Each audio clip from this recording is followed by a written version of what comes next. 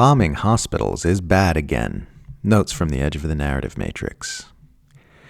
Israel and its Western allies are crying and rending their garments about an Israeli hospital that was damaged in an Iranian missile strike. Western media outlets like the BBC and New York Times have suddenly remembered how to write headlines which assign blame to the attacker after deciding that hospitals getting bombed is a newsworthy event again.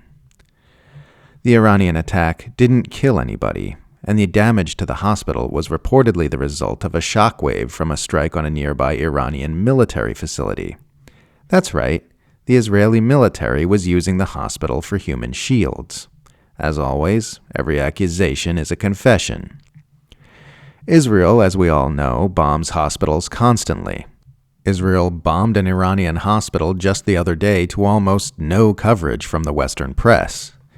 Israel has attacked healthcare workers and healthcare facilities in Gaza around 700 times, according to the World Health Organization, and the IDF has repeatedly been documented entering the hospitals it attacks to destroy individual pieces of medical equipment.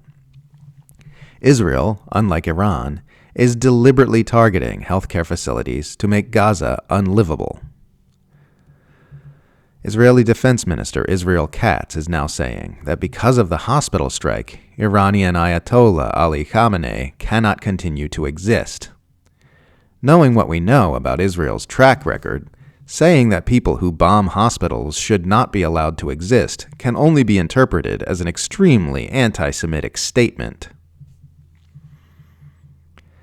The only way the U.S. wins a war with Iran easily, quickly, and without massive losses is if it uses a nuclear weapon.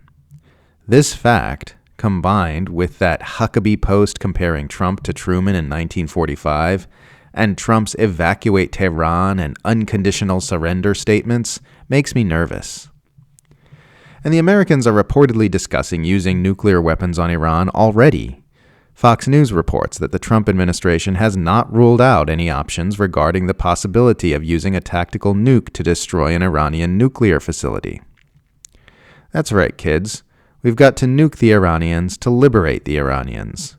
We've got to stop Iran from obtaining nuclear weapons because a nuclear-armed despotic regime might use those powerful weapons to do crazy and reckless things, like drop a tactical nuke on a foreign nation's power plant.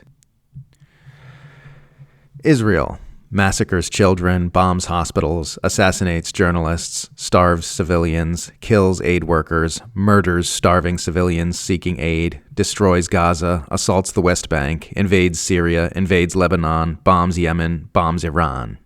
Iran bombs Israel back. World. Hooray! Israel crying. They hate us because of our religion.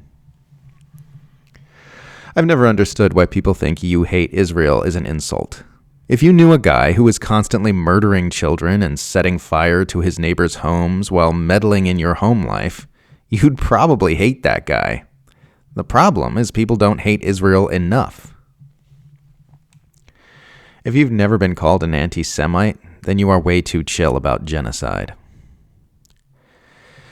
If your case for going to war contains the words "the Bible says" or "God commands us," then you do not have a case for going to war. Tucker Carlson conducted a 2-hour interview with Senator Ted Cruz in which he aggressively interrogated the lawmaker's hawkish position on Iran. There's a lot of clips from the interview going around online, the most famous of which features Carlson asking Cruz basic questions about Iran's population, which the Texas senator is unable to answer.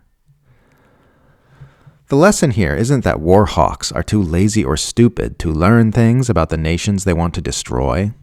The lesson is that they are lying when they say they care about the people in those nations and want to liberate them. They don't care about the Iranian people. At all. They care about power, empire building, oil, and Israel. And then they make up a bunch of stories about wanting to rescue the people they're about to murder from the rule of a tyrannical regime. All wars are built on lies.